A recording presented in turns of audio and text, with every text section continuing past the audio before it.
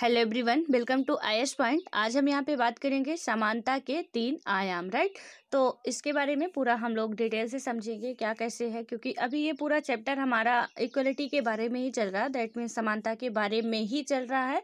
तो हमारा जो 11th क्लास की एनसीईआरटी का पार्ट जो फर्स्ट है, ठीक है, जो पॉलिटी की एनसीईआरटी है उसका पार्ट फर्स्ट अभी हम लोग कंप्लीट कर रहे हैं।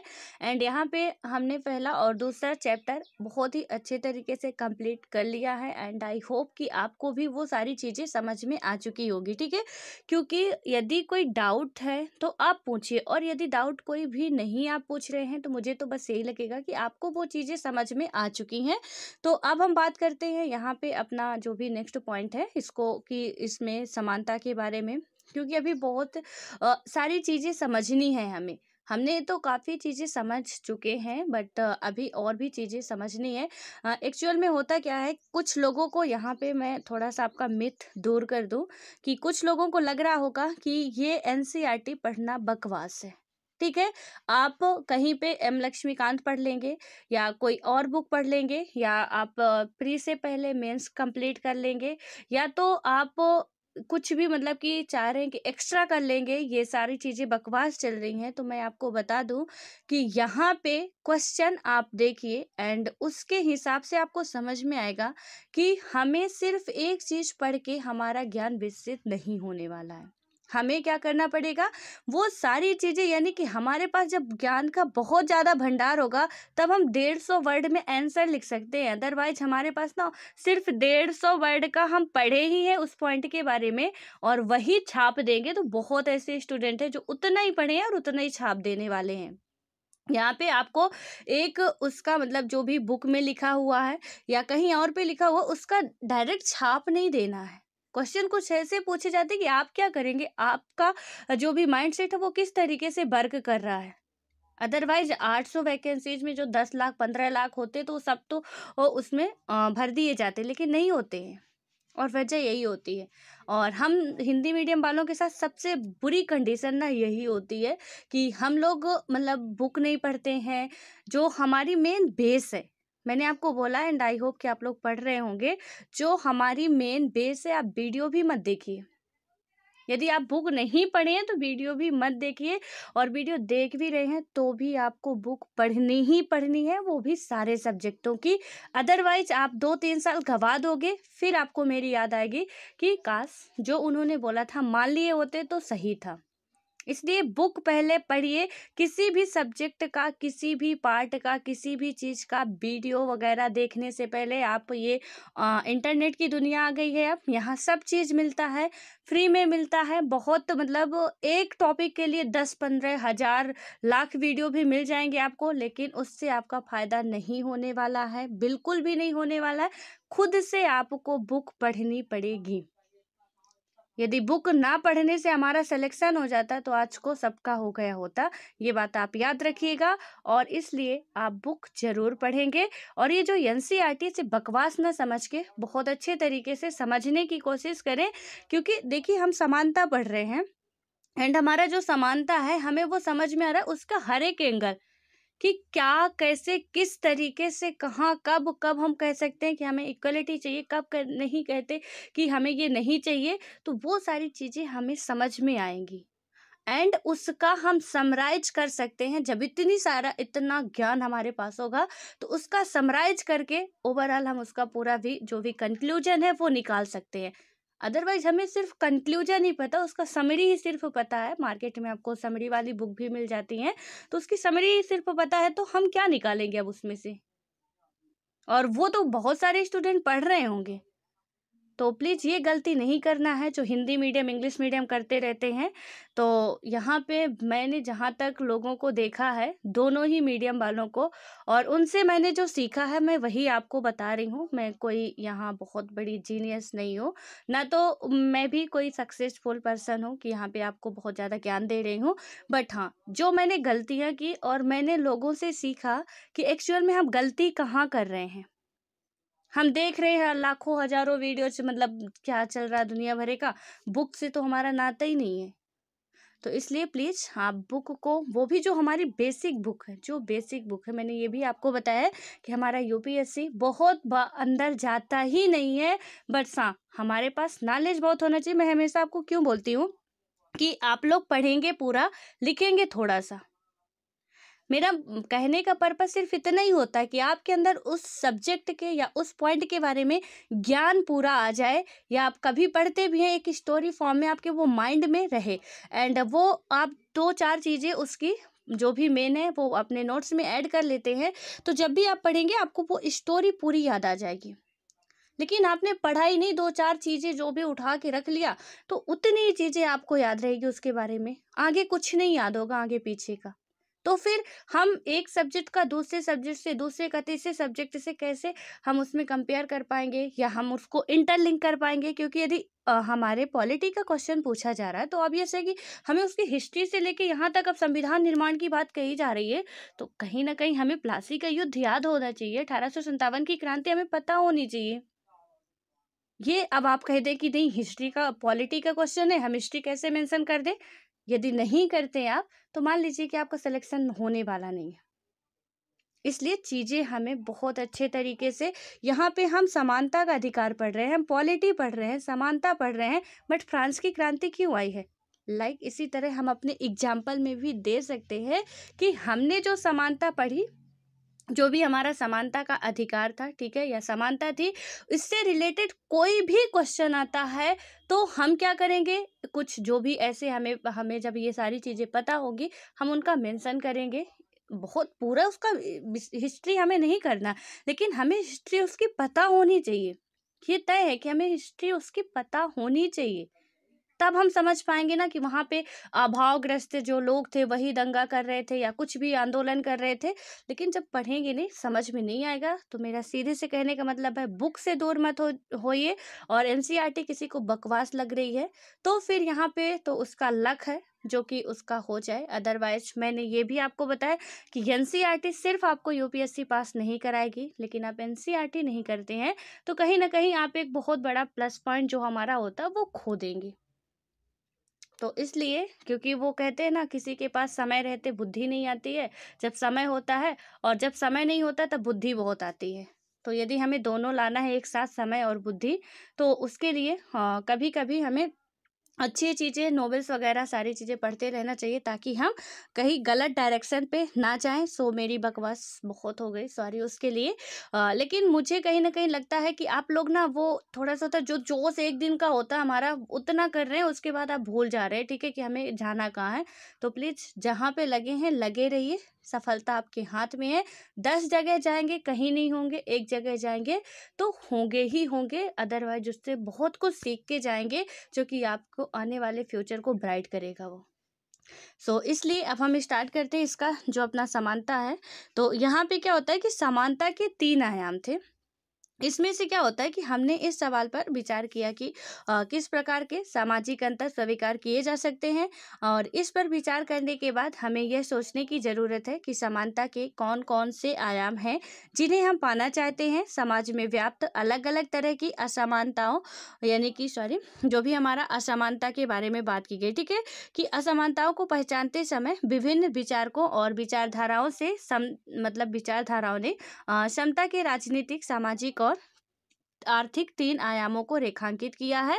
और उसमें क्या होता है कि समानता के इन तीनों आयामों को लक्ष्य करते हुए ही एक अधिक न्यायपूर्ण और समतामूलक समाज की ओर बढ़ा जा सकता है। यानी कि ये 3rd पिलर जो इसमें बताए गए हैं, 3 पिलर, इसमें से कौन कौन से हैं?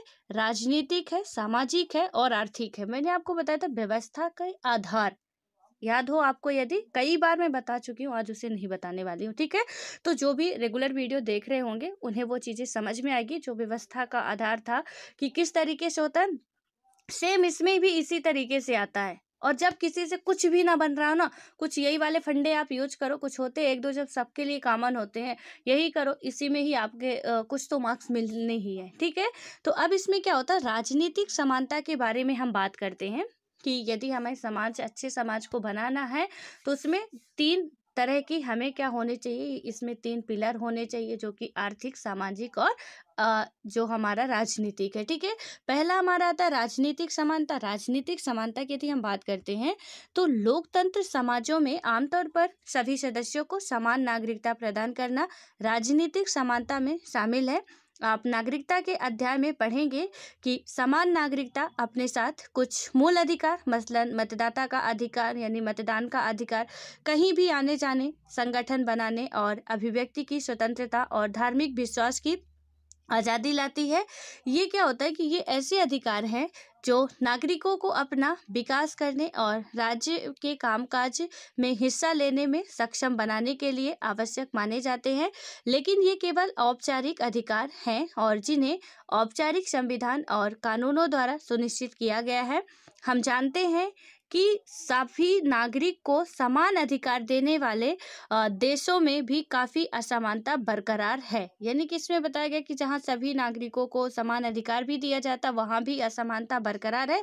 और ऐसी असमानताएं अमूमन क्या होता है कि सामाजिक और आर्थिक क्षेत्र में नागरिकों को उपलब्ध संसाधनों और अवसरों की भिन्नता का परिणाम होती है। जो असमानताएं कहीं पे भी होती है, राजनीति में आपको ज़्यादातर असमानता नहीं देखने को मिलती है जितना कि ये 2 क्षेत्रों में देखने को मिलती है, जो हमारा सामाजिक होता है और आर्थिक क्षेत्र होता है, ठीक है। तो इनमें कहीं ना कहीं हम अपने देश में ही नहीं, हर एक कंट्री की बात करें तो ये असमानताएं होती हैं। देन उसके बाद क्या होता है, इसलिए अक्सर क्या होता है, सामान्य अवसर या मुकाबले के लिए एक समान स्थितियों की मांग उठती है। हमें याद रखना चाहिए कि राजनीतिक समानता न्यायपूर्ण और समतावादी समाज के गठन के लिए एक निश्चित रूप से महत्वपूर्ण घटक है, लेकिन वह अपने आप में पर्याप्त नहीं होती है। यानी कि इसमें बताया गया है कि जो भी हमारा राजनीतिक समानता न्यायपूर्ण और समतावादी समाज के गठन के लिए निश्चित रूप से क्या है, एक इम्पॉर्टेंट इसमें फैक्टर मान सकते हैं। बट क्या होता है कि वह अपने आप में पर्याप्त नहीं होती। अभी वो अपने आप में हम कह सकते हैं इसका एक पहलू है। जैसे हमारे जीवन जीने के लिए हमें यदि कहते हैं कि पानी नहीं मिले तो हम क्या करेंगे, जी नहीं सकते हैं। लेकिन यदि भोजन भी नहीं मिले तो भी हम नहीं जी सकते हैं। तो यहाँ पे पानी भी इम्पोर्टेंट है, भोजन भी इम्पोर्टेंट है, क्योंकि दोनों ही रहेंगे तभी हमारे शरीर का विकास हो पाएगा, अदरवाइज नहीं हो पाएगा। तो यहाँ पे यदि हम समानता सामाजिक रूप से, आर्थिक रूप से यदि हम हटा भी, मतलब सबको दे भी देते हैं समान अधिकार, लेकिन पॉलिटिकल रूप से नहीं देते हैं, तो कहीं ना कहीं एक हिस्सा हमारा फिर भी छूटा रह जाएगा। वहां पे फिर एक ही लोग राज करेंगे। इसी तरह है कि ये सफिशिएंट नहीं है, बट ये इम्पोर्टेंट जरूर है। तो अभी वो 2 भी हमारे लिए इम्पोर्टेंट है, जिनमें से एक ये भी इम्पोर्टेंट है। यदि हम कहें सिर्फ यही इम्पोर्टेंट है तो नहीं, सिर्फ यही नहीं, लेकिन हाँ ये इम्पोर्टेंट जरूर है। और अब उसके बाद आता है हमारा, आगे देखते हैं, इसमें बात की गई है सामाजिक समानता। अब सामाजिक समानता की यदि हम बात करते हैं तो इसमें क्या है कि राजनीतिक समानता या समान कानूनी अधिकार देना इस लक्ष्य को प्राप्त करने की दिशा में पहला कदम था। यानी कि आप राजनीतिक समानता दे रहे हो, समान कानूनी अधिकार देना, ये जो हमारा टारगेट था उसमें ये पहला कदम था कि हमें चलो ठीक है समानता देनी चाहिए। देन उसके बाद क्या होता है, पर इसके साथ अवसरों की समानता देना भी महत्वपूर्ण है। अब यहाँ पे क्या हो गया, जिससे मैंने अभी आपको बताया कि सिर्फ पानी हमारी जिंदगी को बचा सकता है, लेकिन भोजन नहीं होगा तो हमारे जो बॉडी है उसका डेवलपमेंट नहीं होगा।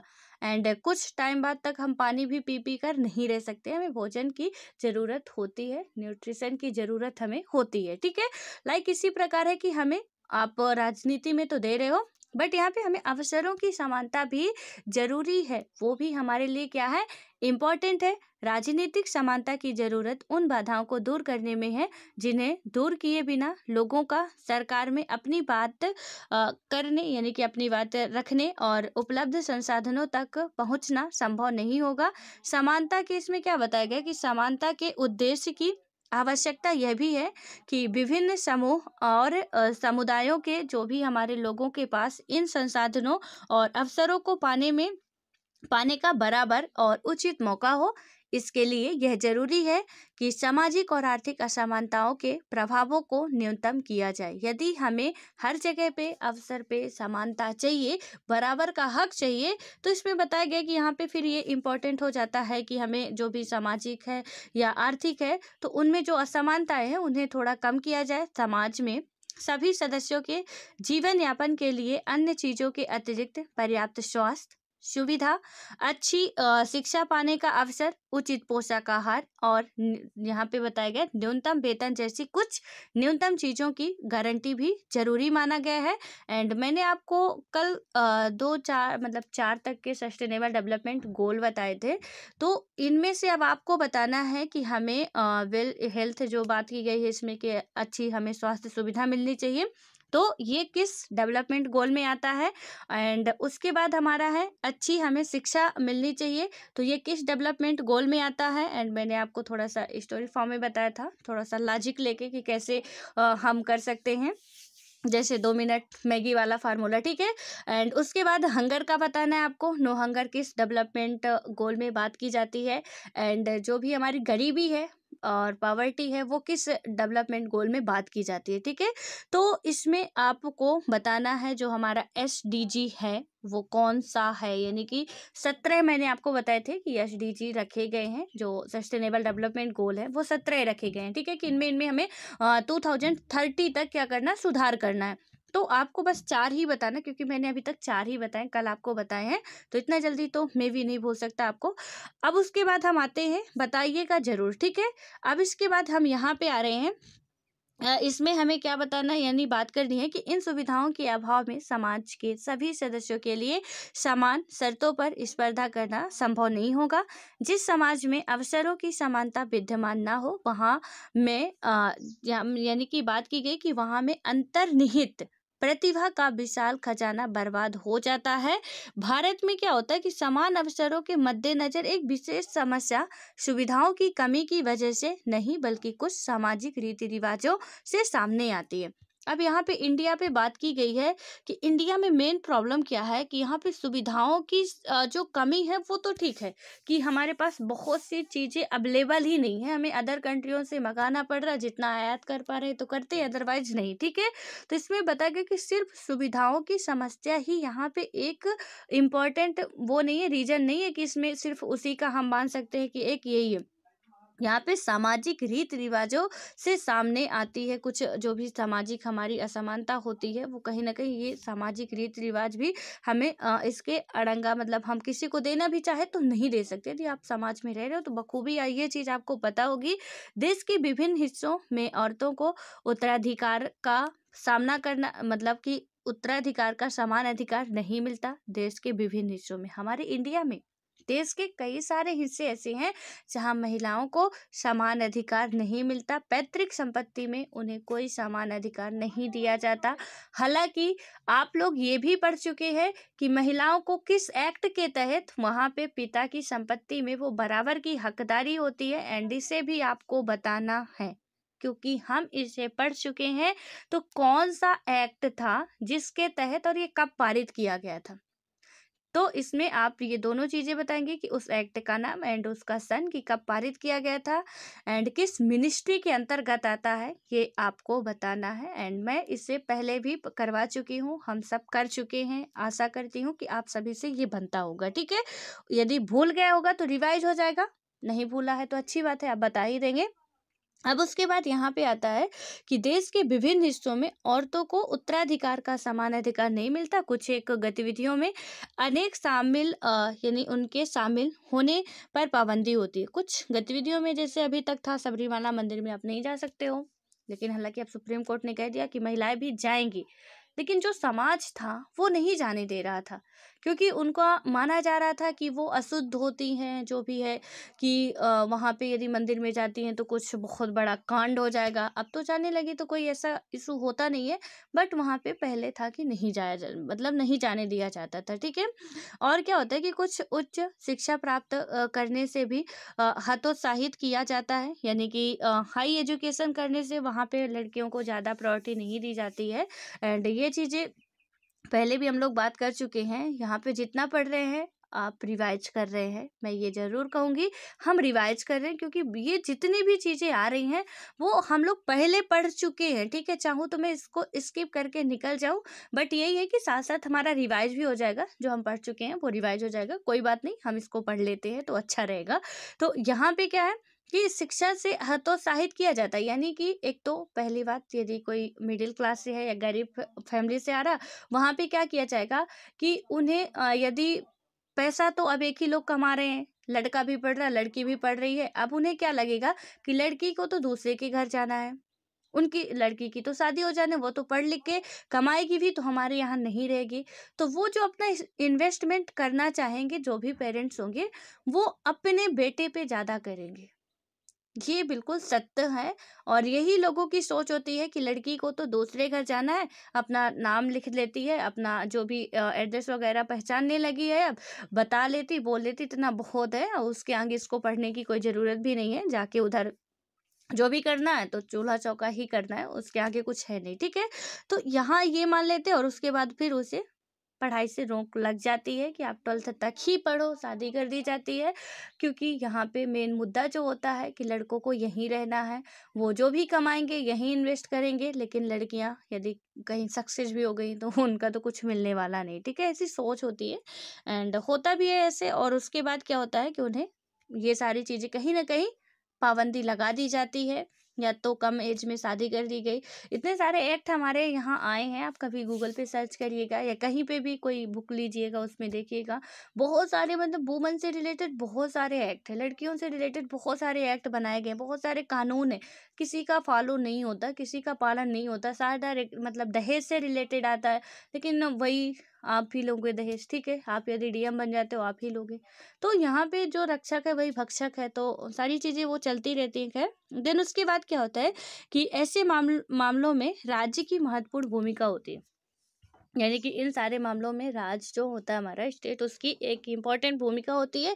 औरतों को समान कानूनी अधिकार प्रदान करना, सार्वजनिक स्थलों या रोजगार में भेदभाव और परेशानी से बचाने वाली नीतियां बनाना, और प्रशिक्षण या कुछ अन्य पेशों में प्रवेश के लिए प्रोत्साहन देने जैसे उपाय करके राज्य भूमिका निभाता है। लोगों में जागरूकता बढ़ाने और इन अधिकारों का प्रयोग करने वालों को समर्थन देकर भी राज्य अपनी भूमिका निभा सकता है, ठीक है। यानी कि लोगों में जागरूकता, अब मैंने अभी जो आपको बताया कि बहुत सारे हमारे यहाँ एक्ट बने हुए हैं सबके लिए, बहुत सारे नियम कानून बने हुए हैं। क्या आपको पता है, आपको कितने पता है, जरा आप अपने से सोचिए कि हमें कितने पता, हमें नहीं पता कुछ भी, ठीक है।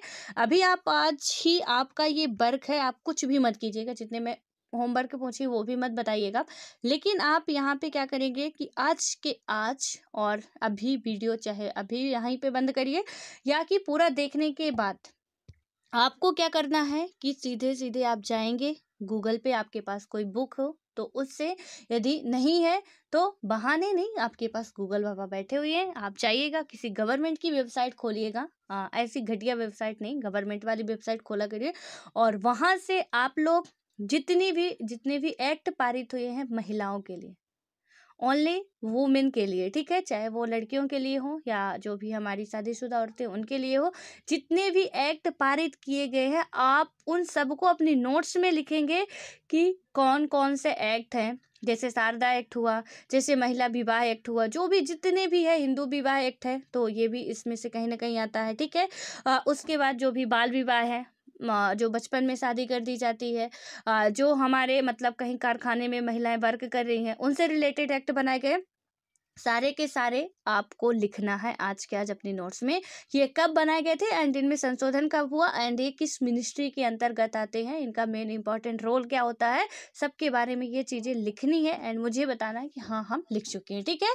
तो यहाँ पे क्या होगा कि आप देखोगे कि इतने सारे, इतने तो हमें पता ही नहीं था, आज तक हमें पता ही नहीं था कि ये सब होता क्या है, लेकिन आपको वो पता होने चाहिए, बिकॉज आप एक एजुकेटेड पर्सन हो एंड आप एक गजेटेड पोस्ट की तैयारी भी कर रहे हो, तो वहाँ पे आपसे कोई ये आशा रख सकता है कि इस बंदे को सारी चीज़ें पता होंगी, ठीक है। तो वो आपको पता होनी चाहिए एंड आज का काम यही है, आपका होमवर्क यही है आपका, कि आपको ये करना है, वो और भी ईमानदारी से, ठीक है। अब उसके बाद आते हैं यहाँ पे आर्थिक असमानता के बारे में, यानी समानता के बारे में। अब देखते हैं आर्थिक समानता, लेकिन उसको जरूर कर लीजिएगा आप लोग, ठीक है। कितने एक्ट वगैरह हैं और ऐसे ऐसे करके, सिर्फ आज मैं ज़्यादा नहीं दे रही हूँ, लेकिन ऐसे ऐसे करके आपकी ये रिस्पॉन्सिबिलिटी है कि आप बालकों से रिलेटेड यानी कि छोटे बच्चों से रिलेटेड, चाहे लड़का हो या छोटा बच्चा हो, उससे रिलेटेड कौन कौन से एक्ट लाए गए हैं, मजदूरों से रिलेटेड कौन कौन से एक्ट लाए गए हैं। तो यहाँ पे एससी एसटी जो भी है, इन सब से रिलेटेड आप क्या करेंगे, कहीं पे एक नोट्स अलग से बना के जो भी हमारा A/4 साइज का पेपर आता है उसे आप उसमें करके स्टेपलर कर लीजिए लिख के, और ज़्यादा पेज का नहीं आएगा, थोड़ा सा ही हमें लिखना है। देन उसके बाद आपके स्टेट भी कुछ योजनाएं चलाता है, लड़कियों के लिए, बच्चों के लिए, बुजुर्गों के लिए, वृद्धों के लिए, जो भी है। तो स्टेट की भी योजनाएं आपको वहीं पे मेंशन कर लेनी है कि आप जिस स्टेट के हो, अदर स्टेट से आपको कोई मतलब नहीं, बट आप जिस स्टेट के हो तो सेंटर की जो भी योजनाएं हैं या जो भी एक्ट लाए गए हैं या स्टेट जो भी ला रहा है, नियम कानून बना रहा है, हमने देखा ना यहाँ पे कि स्टेट का महत्वपूर्ण रोल है, यहाँ पे स्टेट करेगा तो स्टेट क्या क्या कर रहा है सुधार करने के लिए, वो भी चीज़ें आप वहीं पर मेंशन कर लेंगे। तो आज सेंटर की भी स्कीम और स्टेट की भी, दोनों ही जो भी हमारे एक्ट पारित किए गए हैं महिलाओं से रिलेटेड, उनको आपको लिखना है, ठीक है। अब उसके बाद इसमें आर्थिक समानता में आता है कि आर्थिक समानता ऐसे समाज में विद्यमान होती है जिसमें व्यक्तियों और वर्गों के बीच धन दौलत और आमदनी में, मतलब धन दौलत या आमदनी में खासी भिन्नता होती है। अब लोग मतलब यहाँ पे क्या हुआ कि व्यक्तियों के बीच ना ये बहुत बड़ी असमानता होती है कि धन दौलत में बहुत ज़्यादा कमी होती है। और यहाँ पे क्या है कि आर्थिक असमानता की डिग्री नापने का एक तरीका तो ये है कि संपन्नतम और निर्धनतम समूहों के बीच का अनुपातिक अंतर नापा जाए। और उसके बाद है कि एक अन्य तरीका गरीबी रेखा के नीचे रहने वाले लोगों की संख्या का आकलन करना है। तो अब यहाँ पे ये तो ठीक कहा गया कि गरीबी रेखा के नीचे रहने वाले संख्या का आकलन करना है, लेकिन जो गरीबी रेखा कार्ड बनने के लिए उसकी कुछ हमें लिमिटेशंस होती हैं कि ये यदि होगा तो वो गरीबी रेखा के अंतर्गत आएगा। जो भी आपका BPL कार्ड बनता है, ठीक है, तो बिलो पॉवर्टी लाइन का जो है तो वहाँ पे क्या होगा कि उसमें रहता है कि आपके पास कितनी ज़मीन होनी चाहिए, कितना क्या होना चाहिए। देन यदि आप ये फुलफिल कर रहे हैं तो आपको क्या है कि इसमें शामिल हो सकते हो। लेकिन अब यहाँ पे हम मेंशन भी करें तो आप देखते हो जिसके पास घर है, गाड़ी है, अच्छी मतलब वो अच्छी खासी ज़मीन भी है, लेकिन उसका भी गरीबी रेखा का राशन कार्ड बना हुआ है। तो यानी कि इसमें क्या बताया गया कि यदि हम गरीबी रेखा के नीचे आने वाले लोगों की संख्या का आकलन करते हैं तो ये एक पूरा ओवरऑल ले लें, लेकिन यदि जड़ तक जाए और इसकी तह तक, तो मैं जहाँ तक जानती हूँ कि यहाँ पे जिन्हें मिलना चाहिए, एंड आपको यदि याद हो एक बार हम लोग पढ़ भी रहे थे ग्राम पंचायत वगैरह के बारे में कि गरीबी रेखा का राशन कार्ड किसका बना था, किसका नहीं बना था। यानी कि जिसको ज़रूरत थी उसका नहीं बना था, जिसके पास सब कुछ था उसका गरीबी रेखा के अंतर्गत वो आता था। तो वैसे में आकलन भी करते हैं तो कहाँ तक उचित हो पाएगा, मतलब कितना सही हम कर पाएंगे। लेकिन फिर भी यहाँ पे दूसरा रास्ता है कि थोड़ा बहुत तो हमें खैर एक आइडिया लग जाएगा कि क्या कैसे है, ठीक है। और उसके बाद क्या होता है कि यह सही है कि समाज में धन दौलत और आमदनी की पूरी समानता संभवतः क्या होती है, कभी विद्यमान नहीं रही।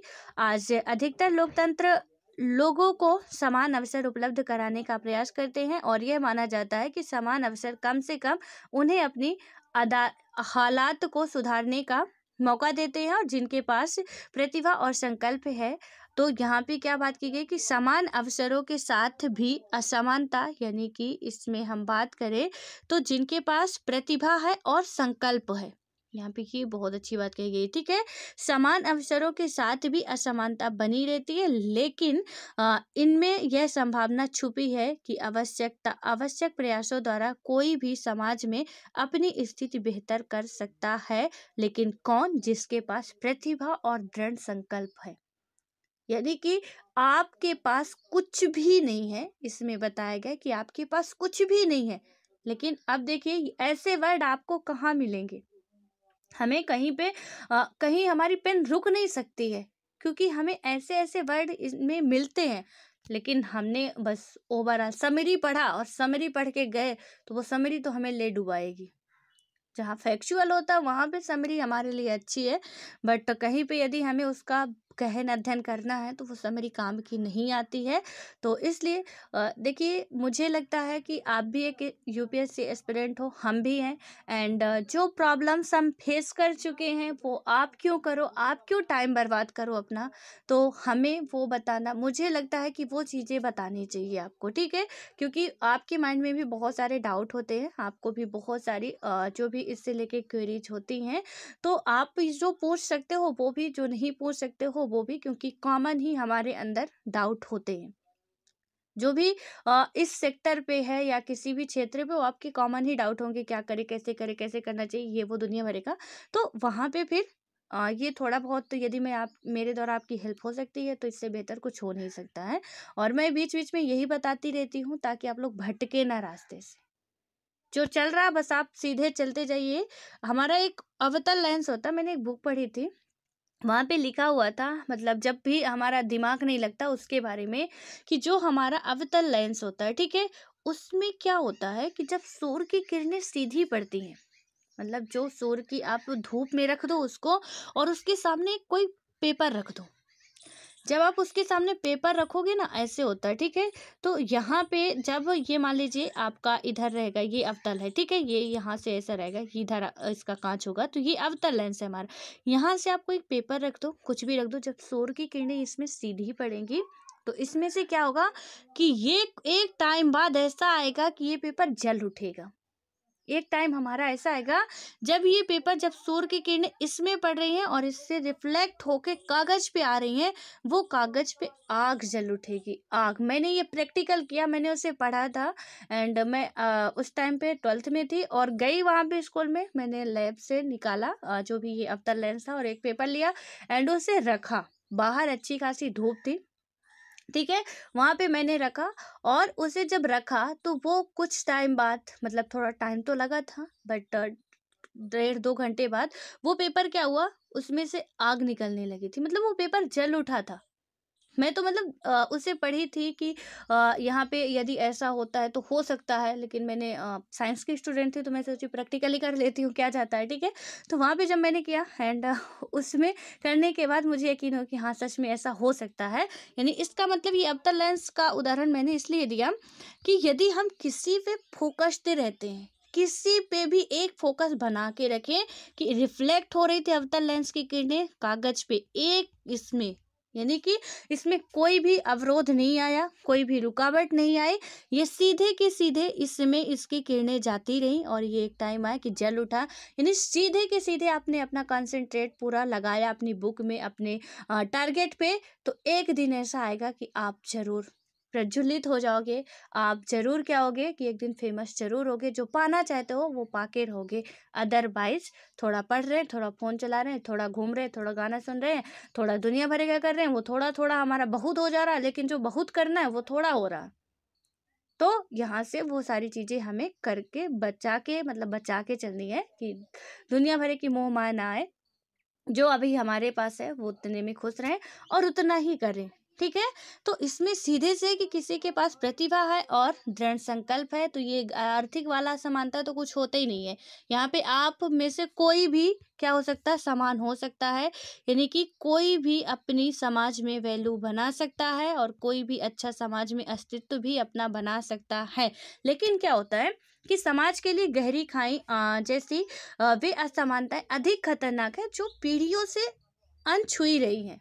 अब यहाँ पे आज की बात करूं तो आज का तो आप समझ के बहुत अच्छे तरीके से कि हमें क्या करना चाहिए। हमारे अंदर यदि क्वालिटी है तो हम बहुत आगे बढ़ सकते हैं। ये कोई यार ये मुझे तो नहीं लगता कि जो मेरे से ये कहे कि हमारी आर्थिक स्थिति अच्छी नहीं है, दुनिया भरे का, ये पहले कहते तो ठीक था, मान लेते। अब जबकि इंटरनेट का इतना बड़ा योगदान हमारी पढ़ाई में है, अब कोई कहे तो मुझे तो लगता खींच के थप्पड़ लगा दो। मतलब क्या है, हम बहाने बना रहे हैं सीधे सीधे, बुरा लगे किसी को तो सॉरी, बट ये रियलिटी है कि हम बहाने बना रहे हैं। हमें चीज़ें सब कुछ अवेलेबल हो पा रही हैं, तो वहाँ से हम कुछ ऐसा ना कह के जितना मिल रहा है उसको कितना बेहतर बना दें। हमें जितनी चीज़ें मिल रही हैं उसमें से, उसी में से हम कितना अच्छा बना दें कि जिनके पास सब कुछ है उनसे भी हम बहुत आगे निकल जाएं। एंड जिसके पास कमी होती है आगे वही निकलता है, ये भी सच्चाई है। क्योंकि उसे बहुत अच्छे तरीके से एहसास होता है कि आज हम यहाँ हैं तो हमारे बच्चे ना रहें, तो इसलिए ये ज़रूरी है। एंड उसके बाद इसमें बताई गई है कि यहाँ पे जो हमारी गहरी खाई है बहुत मतलब पीढ़ी से चली आ रही, पीढ़ी दर पीढ़ी चली आ रही, वो कहीं ना कहीं बहुत ज़्यादा खतरनाक होती है। और अगर किसी समाज में लोगों के कुछ खास वर्ग के लोग पीढ़ियों से बेशुमार धन दौलत और इसके साथ हासिल होने वाली सत्ता का उपभोग करते हैं तो समाज वर्गों में बढ़ जाता है। यानी कि पीढ़ी दर पीढ़ी की बाप भी बड़ा पैसे वाला, बेटा भी बड़ा पैसे वाला, तो कहीं ना कहीं इसमें बताया गया है कि थोड़ा सा हम कह सकते थोड़ा हमें टाइम लगेगा। अवतार लेंस भी था, कागज को जलाने में उसे टाइम लगा लेकिन उसने जला दिया। ये भी सच्चाई है कि उसने जला दिया, तो इसलिए हमें टाइम लगेगा यहाँ पे, क्योंकि कुछ पैतृक संपत्ति पाके बैठे हैं, कुछ के पास बहुत अच्छा अच्छा खासा पैसा, सब कुछ है, और वहाँ पे हमें उभरने में टाइम जरूर लगता है, लेकिन कोशिश करते रहे तो कोशिश करने वालों की कभी हार नहीं होती है। तो इसलिए हमें कोशिश करते रहना चाहिए। एंड उसके बाद है कि जो तो समाज वर्गों में, जो भी हमारा समाज है वो वर्गों में बढ़ जाता है, क्योंकि उनके पास पैतृक था, हमारे पास नहीं था यार, हमें बनाना पड़ेगा। इसमें क्या है कि हमें बनाना पड़ेगा, बताया जा रहा है यहाँ पे। तो कहीं ना कहीं वर्गों में वो बटेगा, और वो यहाँ पे है कि एक और वे जो पीढ़ियों से धन विशेषाधिकार का मतलब धन विशेषाधिकार और सत्ता का उपभोग करते आए हैं, और अन्य जो पीढ़ियों से गरीब बने रहे। कालक्रम में ऐसा वर्गभेद आक्रोश और हिंसा को बढ़ावा दे सकता है। अमीर वर्गों की शक्ति के कारण ऐसे समाज को अधिक खुला व समतावादी बनाने के लिए सुधारना ज़्यादा कठिन साबित हो सकता है। यानी कि यदि ऐसे वर्ग आ गए तो यहाँ पे बताया जा रहा है कि ज़्यादा कठिन साबित हो सकता है, लेकिन अभी इसमें भी संभावना है। यदि हम करते हैं तो हम इससे भी गलत साबित कर देंगे। हम जो चाहते हैं हम वो कर ही लेंगे, क्योंकि यदि आप समस्या में, जब भी मेरी बात, हमेशा एक बात याद रखिएगा, मैंने कहती कि सारी बात मेरी याद रखिए क्योंकि कुछ ज़्यादा ही ज्ञान दे देती हूँ, तो वहाँ पे सिर्फ एक ही बात आप याद रखिएगा कि जब भी कभी आप डिमोटिवेट हो, एक तो डिमोटिवेट होना नहीं, क्या होता है ये डिमोटिवेट, समझ लीजिए कि आप ये वर्ड जानते ही नहीं है, ठीक है। उसके बाद जब भी मतलब कभी भी हो सकता है, फिर भी आप गलती से जान गए, बहुत होशियार हो गए आप, तो डिमोटिवेट जैसा आप शब्द मान लीजिए जान ही गए, तो वहाँ पे क्या करना है कि जब भी आपके मन में कुछ ऐसा आ रहा, दुनिया भर की घटिया वाली बातें आ रही हैं, उस टाइम पे आपको ये देखना आपके सामने कोई प्रॉब्लम्स आ गई, बहुत क्रिटिकल समस्या आ गई है, उस टाइम पे रोने की बजाय आप मेरी बात याद रखना कि हर एक प्रॉब्लम का, यदि प्रॉब्लम्स आई है तो उसके सल्यूशन जरूर है। ये बात हमेशा आप याद रखना कि यदि कोई समस्या आई है उसका समाधान जरूर है, आप नहीं तो कोई और कर लेगा, इसलिए बेहतर है कि उसका समाधान ढूंढने की कोशिश करें, बजाय इसके कि उस पर बैठ के रोएं। ये बात को आप कहीं नोट कर लीजिए, कुछ भी कर लीजिए अपने दिमाग में कहीं पे भी या अपने रफ में, कि जब भी एक समस्या आएगी तो यदि हमारे पास एक रास्ता बंद होता है तो 10 रास्ते हमारे लिए और खुल जाते हैं। हमारा काम कभी रुकता नहीं, जरूरत होती है हमें ढूंढने की, हमें खोजने की, थोड़ा सा अपना पेशेंस दिखाने की। ये यूपीएससी है, यहाँ पे पेशेंस की बहुत ज़्यादा ज़रूरत होती है। कई जगह पे क्या होता है, हम लोग कई सारे ग्रुप चलाते हैं, वहाँ पे कुछ ऐसे एक्सेप्शंस आ जाते हैं, ऐसे बाद आ जाते हैं जो ना इतना घटिया घटिया बातें करते हैं, तो फिर क्या लगता है कि चलो ठीक है। वो गौतम बुद्ध जी ने एक बार कहा था कि मतलब जो भी आपको कोई दे रहा है तो उसको उपहार समझिए, और यदि आप उसे नहीं ले रहे हैं, मतलब सपोज आपको किसी ने एब्यूज दिया तो आप उसे नहीं ले रहे हैं, एक्सेप्ट नहीं कर रहे हैं, तो उसका उपहार उसके पास ही रह जाएगा। तो बहुत से ऐसे गंदे गंदे लोग भी मिलते हैं, अच्छे अच्छे लोग भी मिलते हैं, तो फिर यही लगता है कि यार अभी तो बहुत आगे जाना है, और ये तो अभी डिजिटल दुनिया है, उससे बाहर भी निकल के जाना, और भी घटिया लोग मिलेंगे। इसलिए पेशेंस रखना बहुत ज़रूरी होता है। एक डॉक्टर जो मेंटल डॉक्टर होता है, जो मेंटल वालों का होता है डॉक्टर, उसको देखेंगे आपकी जो पागल होते हैं वो गाली भी देते हैं, मारते भी हैं, पता नहीं क्या क्या डॉक्टरों को करते हैं, लेकिन वो मुस्कुराते ही रहते हैं, उनसे बहुत अच्छे तरीके से पेश आते हैं। वो उनके अंदर वो सारी चीज़ें पहले से डेवलप कराई जाती है, पेशेंस वगैरह। नहीं तो पता चले ना कि किसी ने गाली दिया, तो पागल इंसान है वो गाली दे रहा है डॉक्टर को, तो वो डॉक्टर भी उसको उसी तरह का पागलपन करने लगे। तो इसलिए हमें पेशेंस रखना बहुत ज़रूरी होता है। एंड यहाँ पे अब मार्क्सवाद आ रहे हैं, इनको थोड़ा सा पढ़ते हैं, देखते हैं कि इन्होंने क्या बताया, क्या क्या चीज़ें हैं। बट जब भी प्रॉब्लम्स आए एक बात याद रखनी जरूर है जो मैंने अभी बताई, ठीक है, कि आ गई है तो रोना नहीं, उसका जो भी सोल्यूशन है क्या होगा ये ढूंढना है हमें, और देखिएगा रास्ता मिल ही जाएगा। और नहीं मिलेगा तो आप मुझे भी गाली दे सकते हो, मुझे कोई फर्क नहीं पड़ेगा, क्योंकि आपका है, आप दो, जितना देना उतना दो। मेरा मन किया तो ले लूंगी, नहीं मन किया तो नहीं लूंगी। लेकिन हाँ, ये देखना जरूर, ट्राई जरूर करना है कि प्रॉब्लम्स आए सोल्यूशन ढूंढिएगा, रोइएगा मत, देखिएगा वो सोल्यूशन मिलता है आपको कि नहीं, मिलेगा जरूर, ये मेरी गारंटी है, ठीक है। तो अब इसमें मार्क्सवाद और उदारवाद दोनों को पढ़ते हैं। इसमें क्या होता है कि हमारे समाज की दो प्रमुख राजनीतिक विचारधाराएं हैं। मार्क्सवाद 19वीं सदी का एक प्रमुख विचारक था, और मार्क्स ने क्या किया था कि दलील दी कि खाईनुमा असमानताओं का बुनियादी कारण महत्वपूर्ण आर्थिक संसाधनों जैसे जल, जंगल, जमीन या तेल, वो कहते हैं ना विवाद का कारण क्या होता है, जड़ जोरू जमीन, ऐसे करके कुछ है, ठीक है। तो इसी तरीके से इन्होंने भी बताया है कि यहाँ पे क्या है कि खाई नुमा असमानता का जो बुनियादी महत्वपूर्ण कारण है वो क्या है, मतलब कि आर्थिक संसाधनों जैसे कि जल, जंगल, जमीन या तेल समेत अन्य प्रकार की संपत्ति का निजी स्वामित्व है। यानी कि इन संपत्तियों का निजी स्वामित्व जब हो गया है तो आर्थिक समानता, कहीं ना कहीं असमानता व्याप्त होनी ही है।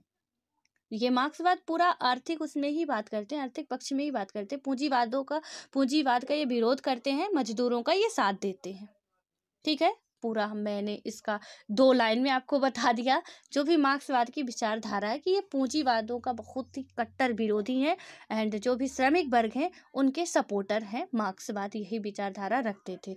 एंड उसके बाद क्या होता है कि निजी स्वामित्व मालिकों के वर्ग को सिर्फ अमीर नहीं बनाता, उन्हें राजनीतिक ताकत भी देता है। यह ताकत उन्हें क्या होता है कि राज्य की नीतियों और कानूनों को प्रभावित करने में सक्षम बताती है, और वे लोकतांत्रिक सरकार के लिए खतरा साबित हो सकते हैं। मार्क्सवाद और समाजवादी इसमें बताया गया कि महसूस करते हैं कि आर्थिक असमानताएं सामाजिक रुतबे या विशेषाधिकार जैसी अन्य तरह की सामाजिक असमानताओं को बढ़ावा देती है। यानी ये जो मार्क्सवादी हैं, समाजवादी हैं, ये लोग क्या करते हैं, जो जितने भी है, मैंने शायद आपको बताया भी था यहाँ पे, ये जितने लोग भी हैं, चाहे वो मार्क्सवादी हो, चाहे समाजवादी हो, चाहे माओवादी हो, चाहे नक्सलवादी हो, इनका क्या था कि ये क्या सोचते थे कि यहाँ पे जितने भी थे पूंजीपतियों के, ये कट्टर विरोधी हैं, सब के सब कट्टर विरोधी हैं। हाँ, इसमें से ये है कि जैसे जैसे समय बढ़ता गया थोड़ा थोड़ा चीज़ें ये डेवलप करते गए कि कुछ हिंसा पे उतारू नहीं थे, कुछ हिंसा पे भी उतारू हो गए,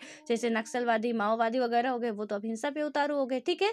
तो कहीं ना कहीं था इनका ये कि भाई पूंजीपतियों के प्रति हम विरोध प्रकट करते हैं, या वो हमारा शोषण करते हैं, और जो श्रमिक वर्ग होता है वो शोषक होता है।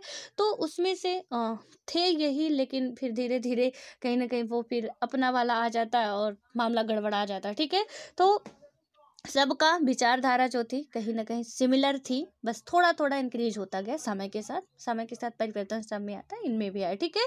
तो इसमें यही बताया गया कि जो मार्क्सवादी थे, समाजवादी थे, ये क्या करते थे, महसूस करते थे कि आर्थिक जो असमानताएं हैं, सामाजिक रुतबे या विशेषाधिकार जैसी अन्य तरह की सामाजिक असमानताओं को बढ़ावा देती है। यानी कि ये आर्थिक असमानता सामाजिक असमानता को भी कहीं ना कहीं बढ़ावा देती है, ये ऐसा ये लोग मानते थे, जो किसके, मार्क्सवाद और समाजवाद के विचारधारक थे, ठीक है।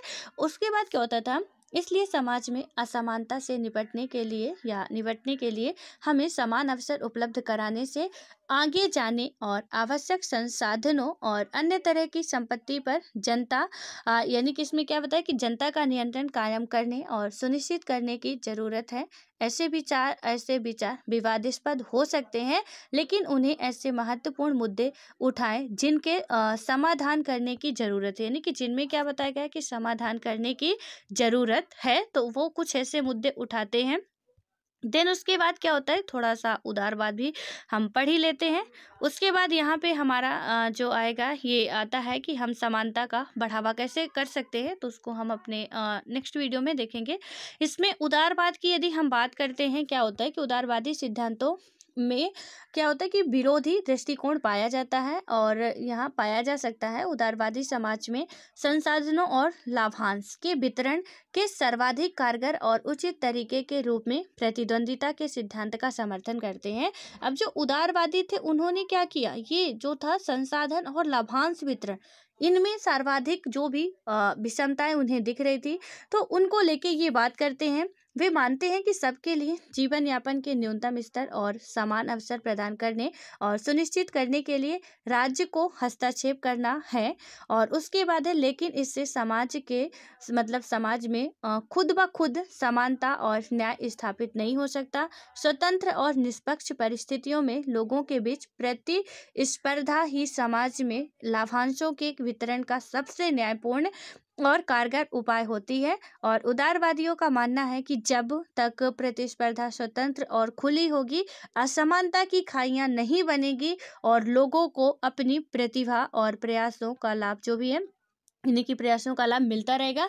तो ये लोग क्या मानते हैं कि सपोज मान के चलिए, इनका मानना भी बहुत अच्छा है, गलत नहीं है, कि आप यदि क्या है कि पूरे हर जगह पे आप स्वतंत्र कर देते हो, यानी कि हर जगह का मतलब कि प्रतिभा जो प्रतिस्पर्धा है स्वतंत्र खुली प्रतिस्पर्धा हो, ठीक है, वहाँ पे हमारे पास यार प्रतिभा भी है। तो हम देखते हैं कि कई जगह पे हमें रिस्ट्रिक्शंस होते हैं कि हम इस कैटेगरी से आते हैं, इतना आरक्षण इसको, इतना आरक्षण उसको, दुनिया भर का जो भी है, मतलब प्रतिभा की कोई क्वालिटी ही नहीं होती है। जैसे एक बहुत अच्छा एग्जांपल दूं मैं यहाँ पे, कि जैसे सपोज मान के चलिए कि इसमें क्या बात की गई, मान लीजिए आजकल लड़कियों की जो शादी होती है, लड़के लड़कियों की, वो शादी कैसे होती है, सीधे बोलते हैं लड़की की शादी करना, मतलब लड़की का जो भी पापा होंगे, वो लड़की के पापा क्या बोलते हैं कि किसी से भी यदि बात कर रहे हैं तो मुझे शादी करनी है, तो वहाँ पे जो भी यदि बताएंगे वो लड़का यहाँ पे है तो बोलेंगे कि पहले पूछ लेना कितना लेंगे।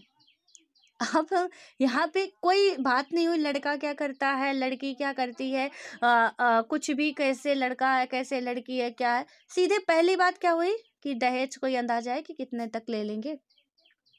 मतलब यहाँ बिक्री जैसे होती है, मैंने खुद देखा है। मतलब अभी ही मेरे परिवार, ऐसा नहीं कि मेरा घर परिवार नहीं है, मेरे भी सब कोई है, एंड मैंने देखा भी है कि जब यहाँ पे जब शादियों की बात होती है तो मुझे ना तो बहुत अजीब सा लगता है कि बोली जैसे लगाई जा रही कि यार कोई 5 लाख बोलता है, कोई 10 लाख बोलता है, तो फिर कोई एक बोलेगा, लड़की का जो भी पिता होंगे वो बोलेंगे कि नहीं 5 लाख या 10 लाख बहुत ज़्यादा हो रहा है, थोड़े से कम नहीं हो सकता। जैसे होता है ना कि कोई हम सामान लेने जा रहे हैं मार्केट में और बोलेंगे वहाँ पे कि भैया, वो बोलता है यदि कि ये 1,000 का है तो हम बोलेंगे नहीं नहीं उचित रेट लगाओ, 800 में दे दो, 700 में दे दो, ये 1,000 जैसे नहीं लग रहा।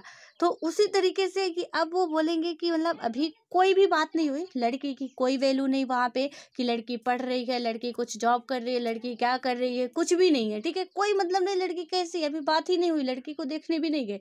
लेकिन बात क्या हो रही कि यहाँ पे भैया पूछ लेना दहेज कितना लेंगे, और यदि कोई बिल 10 लाख, तो अच्छा ठीक है, उसमें से थोड़ा सा आप जोड़ जुगाड़ लगाइएगा, 8 तक कर दे तो ठीक रहेगा। अब मतलब क्या है भाई कि 1,000 का दे रहा है तो भैया सही उचित दाम लगा के हमें दे दो 800 में।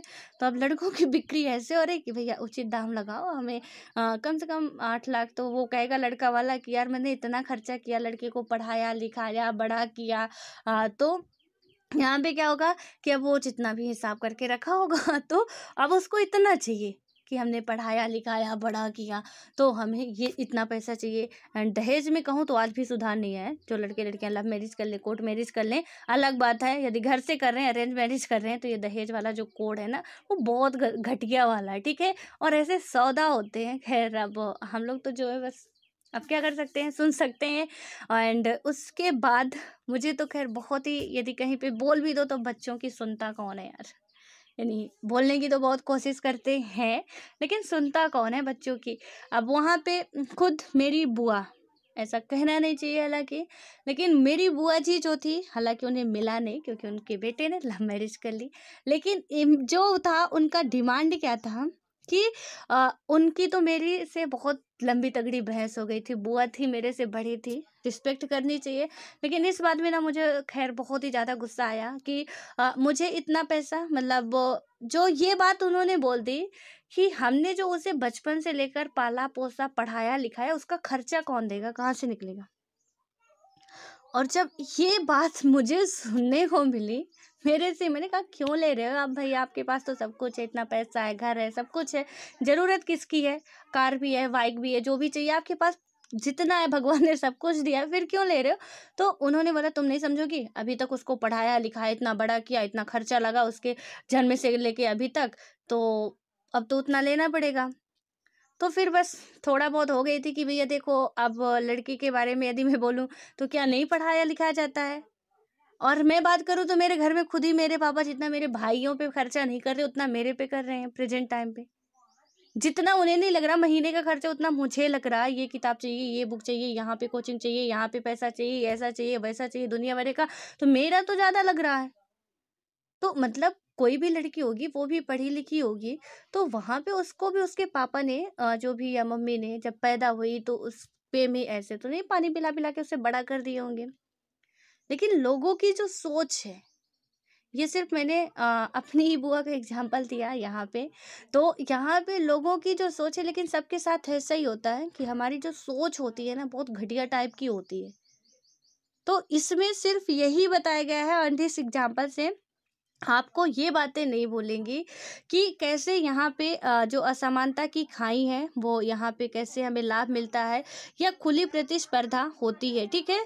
तो इसमें क्या होगा कि जो जिनके पास प्रतिभा होगी वो अपना कर सकेंगे पूरे तरीके से, जिनके पास भी खुली छूट होगी वो अच्छे तरीके से अपने प्रतिभाओं का क्या कर सकेंगे, प्रदर्शन कर सकेंगे, और वहाँ पे जो ये असमानता की खाई है तो वो कहीं ना कहीं थोड़ा बहुत बंद होगी कि हाँ ठीक है, अब असमानता यहाँ पे नहीं देखने को मिल रही है।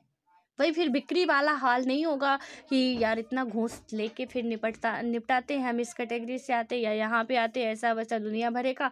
तो कुछ इतने में जुगाड़ हो जाता तो करवा दो, नहीं होता तो मत करवाओ, तो फिर वो करेक्ट वाला जो हमें करना पड़ता है वो नहीं होगा कहीं ना कहीं, ठीक है। तो ये उदारवादियों का मानना है कि आप यदि खुली प्रतिस्पर्धा करते हो तो काफ़ी बेहतर रहेगा। देन उसके बाद यहाँ से हम लोग कल स्टार्ट करेंगे, तो क्योंकि टाइम अब ज़्यादा हो गया है, मैंने देखा नहीं, ठीक है। तो इसको अब हम कल अच्छे तरीके से और अच्छे तरीके से समझेंगे, बट आज जो मैंने एक्ट आपको कहे हैं लिखने के लिए, वो सारी चीज़ें आप लिख लीजिएगा। एंड मिलते हैं आपको नेक्स्ट वीडियो में।